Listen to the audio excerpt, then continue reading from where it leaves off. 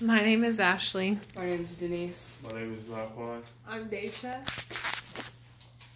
Back in the 1990s, Nathan Ford, a former Ohio probation officer, was convicted of 8 counts of rape, from an 8-year-old girl all the way up to a 55-year-old school teacher. Fast forward to 2015, when Ohio enacted its sexual assault kit testing initiative. He was then connected to 14 more rape cases. Now, though Ford is an extreme example, he is the perfect example of why we must urge our lawmakers to make testing after collection mandatory.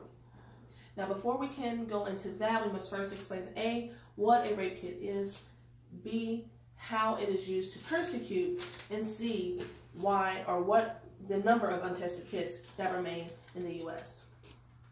Now, first we must explain what a rape kit is. Rape kits are known by different names in different states. In Oklahoma, they're known as sexual assault kits, but mainly they're recognized as rape kits. They generally take or have the same sort of things. Anything from swabs, dyes, tissue sample tubes, anything that you need to collect and preserve DNA evidence. Now, the collection of this DNA evidence can take anywhere from 2 to 4 hours, and it is extremely invasive. The vaginal, anal, and oral area is often dyed to find tears. The vaginal area is often swabbed to find any semen or saliva samples. And often in cases, the pubic hair is combed as well as taken as samples. The clothing is taken as samples. And in some extreme cases, there are cervical samples taken from our female victims. Now, it is important to collect this evidence and test it because DNA evidence is very damning in a rape case. The rape kit is then, the evidence is then sent to a lab or it is tested.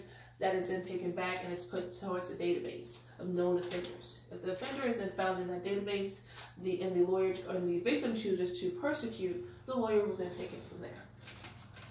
Now, in America, there are approximately over 400,000 untested rape kits. This is known as the backlog. Now, attention has gained to this subject thanks to the Me Too movement. However, there's still a long way to go. Governor Fallin in 2011 enacted the strategic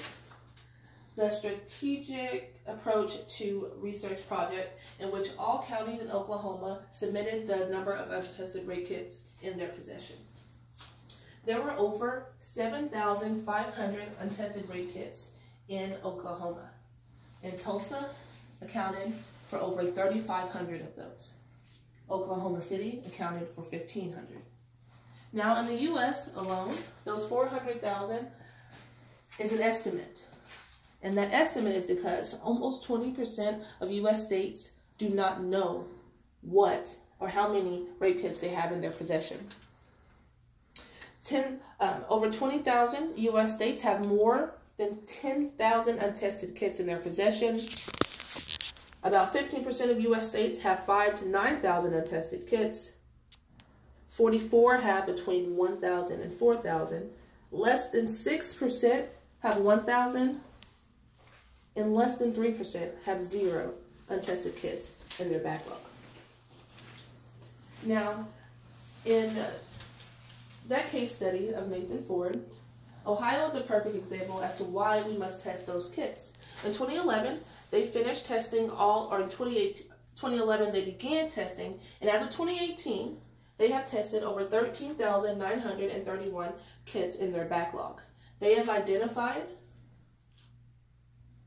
466 serial rapists.